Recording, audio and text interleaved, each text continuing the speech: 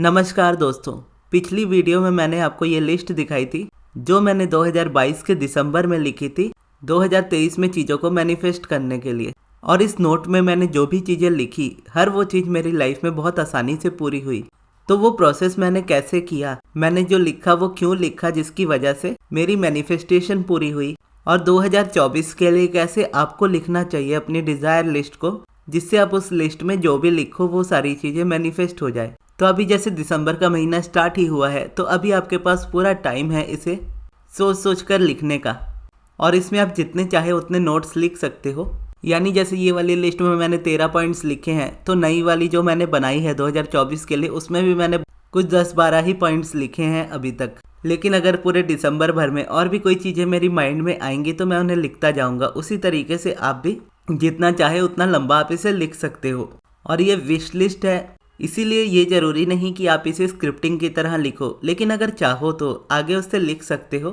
लेकिन यहाँ पर जैसे आप देखोगे कि मैंने कैसे इसे लिखा है, मैंने ऐसे लिखा है जैसे राशन खरीदने के लिए लिस्ट लिखी जाती है, यानी चीज़ों को पॉइंटर्स में लिखा है, यानी ये चीज़ खरीदनी है या ये होना चाहिए, इस तरीके से बेसिकली इसको लिखा है। और जब आप लिखने जाओगे तो कुछ चीज़ों का ध्यान आपको रखना है, यानी आप उन चीज़ों के बारे में बिल्कुल भी मत लिखिएगा जिस पर आपको बिल्कुल भी यकीन ना हो कि आप उसे मैनिफेस्ट कर सकते हो, और उसे भी मत लिखिएगा जो आपको लगता हो कि बहुत आसानी से आप मैनिफेस्ट कर सकते हो। आपको वैसी चीज़ों को लिखना है जहाँ पर आपका बिलीफ थोड़ा बिलीव कर पाए इस बात पे कि आप इस चीज़ को मैनिफेस्ट तो कर सकते हो, लेकिन थोड़ा सा नॉर्मल से ज़्यादा एफर्ट आपको लगेगा। उस बीच में जितने भी टॉपिक आए आप उनको लिख सकते हो। और मान लीजिए कोई चीज़ आपके लिए सबसे ज़्यादा इंपॉर्टेंट है और वो डिज़ायर आपके लिए इतनी इंपॉर्टेंट है कि आप उसको लिखना चाहते हो कि वो मैनिफेस्ट हो जाए, तो उसको थोड़ा सा चेंज करके लिख सकते हो। जैसे मान लीजिए स्पेसिफिक पर्सन है और इस स्पेसिफिक पर्सन को लेकर रेजिस्टेंस आपका बहुत ज़्यादा है और आपको लगता है कि ये डिज़ायर बहुत ज़्यादा इम्पॉसिबल है या बहुत मुश्किल है, तो ऐसे टाइम में आप ये नहीं लिखोगे कि मुझे मेरा स्पेसिफिक पर्सन मैनिफेस्ट करना है, यानी मैनिफेस्ट स्पेसिफिक पर्सन ना लिखकर आप ये लिखोगे heal my relationship with myself and with everyone. मतलब मुझे रिलेशनशिप्स को हील करना है अपने साथ और हर किसी के साथ। अब इसमें क्या है, रिलेशनशिप में ही आपका पार्टनर भी आता है, यानी आपका स्पेसिफिक पर्सन भी रिलेशनशिप में आता है। और स्पेसिफिक पर्सन वर्ड यूज करके अगर आपको बहुत ज़्यादा रेजिस्टेंस आती है तो आप उस रेजिस्टेंस को ब्रेक करने के लिए ये लिख सकते हो सभी रिलेशनशिप्स को ठीक करना है। और मान लीजिए आप जॉब मैनिफेस्ट करना चाहते हो लेकिन आपको जॉब नहीं मिल रही या आपको नहीं मालूम कि आपको किस सेक्टर में जॉब करनी है, तो ऐसे में आप लिख सकते हो मुझे फाइनेंशियली इंडिपेंडेंट होना है या मुझे अपने लिए एक अच्छी जॉब चाहिए।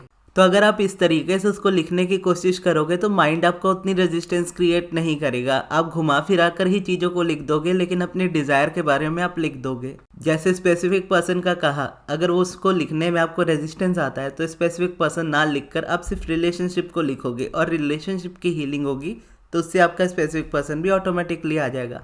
सेम जॉब को लेकर अगर रेजिस्टेंस बहुत ज़्यादा है तो जॉब का ना लिख के सिर्फ ये लिखोगे कि मुझे फाइनेंशियली इंडिपेंडेंट होना है या मुझे खुद के पैसे अब कमाने हैं। अगर आप लिख सकते हो तो आप ये लिख सकते हो कि मुझे मेरे लिए एक अच्छी सी जॉब चाहिए।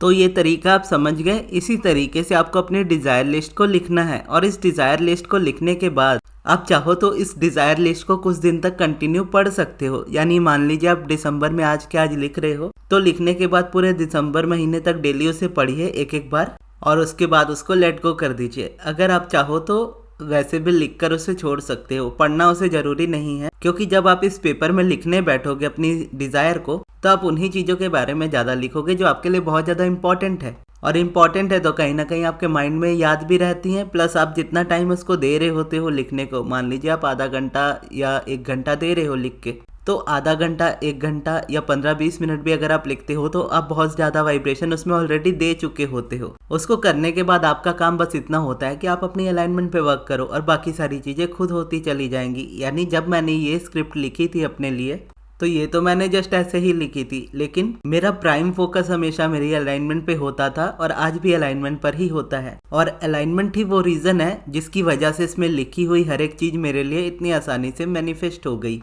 अपनी प्रायोरिटी अपनी मैनिफेस्टेशन को मत बनाओ, अपनी प्रायोरिटी अपनी फीलिंग्स को बनाओ, अपनी प्रायोरिटी अपनी हैप्पीनेस को बनाओ, अपने आप को बनाओ। जब आप ये करते हो तो मैनिफेस्टेशन तो 100% होती है।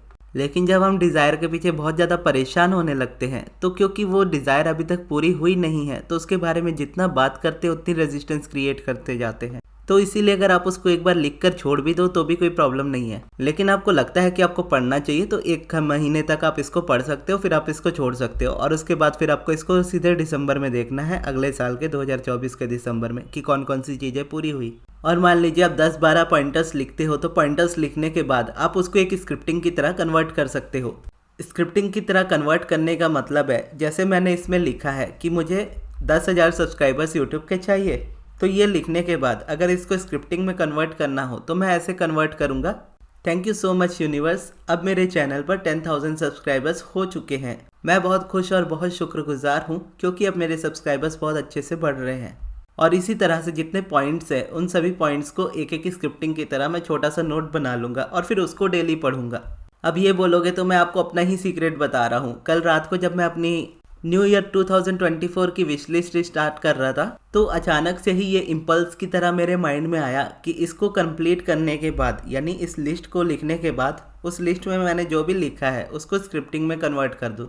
हालांकि मैं अपनी डिज़ायर्स किसी के साथ शेयर नहीं करता, इसके लिए मैं वो आपसे शेयर नहीं करूँगा, लेकिन तरीका आपको बता देता हूँ कि इसी तरीके से आपको उसको करना है। जैसे 10,000 सब्सक्राइबर्स ऑन यूट्यूब, ये मेरी डिज़ायर है, तो इसको मैं इस तरीके से थैंक यू में लिखूंगा कि ये चीज़ कंप्लीट हो चुकी है और उसको थोड़ा सा एक्सपेंड कर दूंगा। फिर मान लीजिए 1 लाख रुपीज़ इनकम मंथली लिखी है तो लिखूंगा कि मेरी इनकम 1 लाख पर मंथ हो चुकी है और उसके बाद एक्सपेंड हो रही है। इस तरीके से उसको सेंटेंस में बना के लिखूंगा। और स्क्रिप्टिंग वाली वीडियो मैंने बनाई ही है तो उसी में से आप जाकर देख सकते हो, नहीं तो मैं देखूंगा एक और वीडियो बना दूंगा स्क्रिप्टिंग पर। तो आप भी अपनी डिज़ायर लिस्ट ज़रूर बनाइएगा। अगर आपको कोई डिज़ायर लिस्ट बनाने में प्रॉब्लम आए तो आप पर्सनल सेशन ले सकते हो। पर्सनल सेशन में मैं आपको बता दूंगा कि अपनी डिज़ायर लिस्ट को बनाना कैसे है। अगर आपको प्रॉब्लम आ रही हो तो, कि माइंड किस चीज़ को लेकर रेजिस्टेंस क्रिएट कर रहा है और उसके लिए कौन सा सेंटेंस लिखना सही रहेगा, प्लस फिर उसको स्क्रिप्टिंग में कन्वर्ट करके, और पूरे साल भर का गाइडेंस जिसको अगर आप फॉलो करते हो तो मैनिफेस्टेशंस डेफिनेटली होती है। तो अगर आपको पर्सनल सेशन चाहिए हो तो आप मेरे मैनेजर अमृत को कांटेक्ट कर सकते हो उनके व्हाट्सएप नंबर पे। और अगर आपको कोई सब्लिमिनल भी बनवाना हो तो भी आप मेरे मैनेजर अमृत को कांटेक्ट कर सकते हो व्हाट्सएप नंबर पे। उनका व्हाट्सएप नंबर मैं आपको कमेंट बॉक्स में दे दूंगा, जहाँ से जाकर आप उनको कांटेक्ट कर सकते हो। और ये वीडियो आपको कैसी लगी कमेंट बॉक्स में ज़रूर बताइएगा। और कल वाली वीडियो अगर आपने नहीं देखी तो वो आपकी स्क्रीन के लेफ्ट साइड पर आ रही होगी, वहाँ से जाकर उस वीडियो को आप देख सकते हो। वो वीडियो आपको और भी ज़्यादा क्लैरिटी देगी। और इस वीडियो को यहाँ तक देखने के लिए बहुत बहुत धन्यवाद।